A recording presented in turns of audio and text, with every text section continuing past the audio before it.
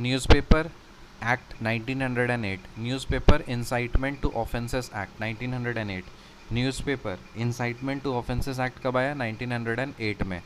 It targeted extremist nationalist activities allowing magistrates to confiscate press property publishing objectionable material likely to cause incitement to murder or acts of violence. तो newspaper incitement to offences act 1908 जो आया, इसमें क्या हुआ, उसने target किया किसको? Extremist nationalist activities को टारगेट करना शुरू किया और मजिस्ट्रेट्स को ये अलाउ करना शुरू किया कि वो प्रॉपर्टी को, प्रेस प्रॉपर्टी को कन्फिस्केट कर दीजिए. कन्फिस्केट कर ले मतलब हथिया ले, उसको लेकर के कब्जा कर ले, ठीक है, जब्त कर ले, जब्त इज़ द करेक्ट वर्ड, जब्त कर ले पब्लिशिंग. और कोई भी अगर प्रेस मान लीजिए कोई भी मटेरियल ऐसा ऑब्जेक्शनल पब्लिश करता है जो कि मर्डर को, इंसाइटमेंट को, मर्डर को उकसाता है या एक्ट्स ऑफ वायलेंस को इंसाइट करता है, तो वैसे चीज़ों को क्या करना चाहिए, उसको कर्ब कर देना चाहिए. तो कौन सा एक्ट है ये? Newspaper incitement to offences act 1908. In newspaper incitement to offences act 1908, इसमें क्या हुआ, it targeted the extremist nationalist activities allowing magistrates to confiscate press property publishing objectionable material likely to cause incitement to murder और acts of violence. So Newspaper Incitement to Offences Act 1908, it targeted extremist nationalist activities allowing magistrates to confiscate press property publishing objectionable material likely to cause incitement to murder or acts of violence. ठीक है. फिर आता है Indian Press Act 1910. It revived the Vernacular Press Act features empowering local governments to demand security and submit copies of newspapers free of charge. तो Indian press act 1910 आया. Indian press act 1910, इसमें क्या हुआ, इसने वर्नाकुलर प्रेस एक्ट को revive किया, उसके features को, और एम्पावर किया लोअर गवर्नमेंट्स को कि to demand security. Lower governments को एम्पावर किया कि वो सिक्योरिटी का डिमांड कर सकें और सबमिट कर सकें copies of newspapers free of charge. So ये कॉपीज़ को सबमिट कर सकें न्यूज़पेपर्स को free of charge. So Indian press act कब आया था? 1910 में आया.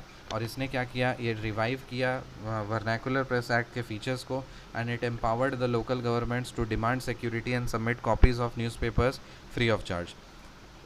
फिर है डिफेंस ऑफ इंडिया रूल्स.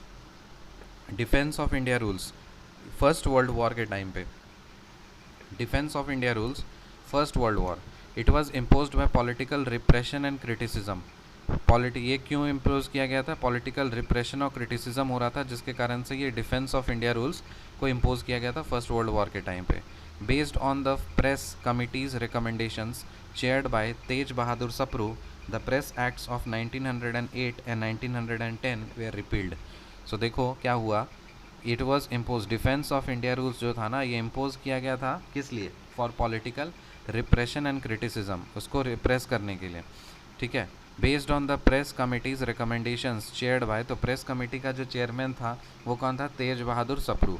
और उसने क्या किया था कि प्रेस एक्ट ऑफ 1908 और 1910 को रिपील कर दिया गया था. प्रेस एक्ट ऑफ 1908 एंड 1910 को रिपील कर दिया गया था. प्रेस एक्ट ऑफ 1908 और 1910 को जो था वो रिपील कर दिया गया था.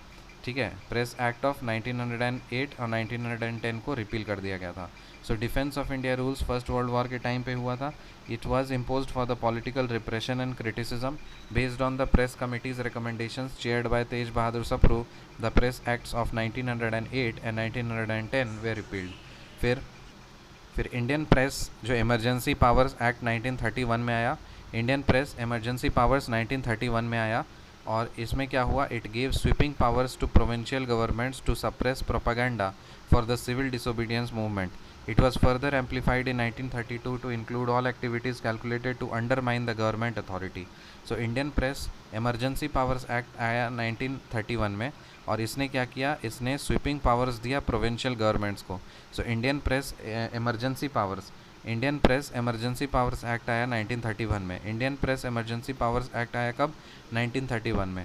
और इसने क्या किया, it gave sweeping powers to the provincial governments to suppress the propaganda for the civil disobedience movement.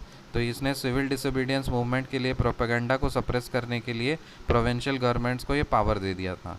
It was further amplified in 1932 to include all activities calculated to undermine the government authority. तो इसको फिर 1932 में फिर से इसको amplify कर दिया गया था, इसको और एम्पलीफाई कर दिया गया था ताकि वो कैलकुलेट कर सके कोई भी अंडरमाइन गवर्नमेंट अथॉरिटी है ना, उसके अगेंस्ट में कोई भी ना जा सके।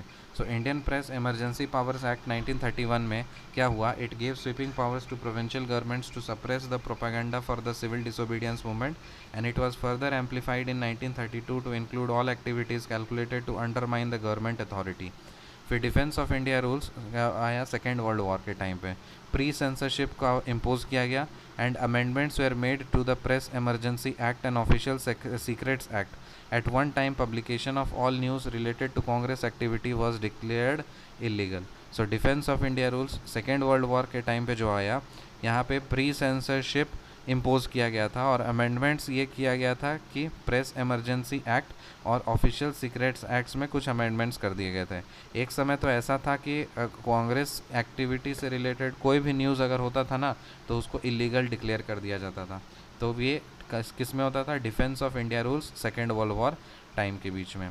सो इसको रिकैप करते हैं हम लोग।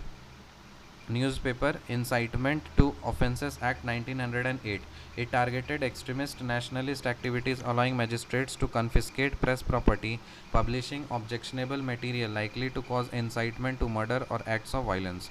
Indian Press Act 1910. It revived Vernacular Press Act features, empowering local governments to demand security and submit copies of the newspapers free of charge. फिर defence of India rules first world war के time पे, it was imposed by political repression and criticism based on the press committees recommendations chaired by Tej Bahadur Sapru.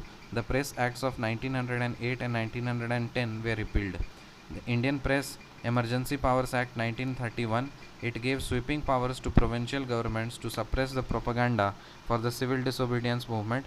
It was further amplified in 1932 to include all the activities calculated to undermine the government authority. Defense of India rules, Second World War, pre-censorship was imposed and amendments were made to the Press Emergency Act and Official Secrets Act. At one time, publication of all the news related to Congress activity was declared illegal. See you in the next video. Till then, bye.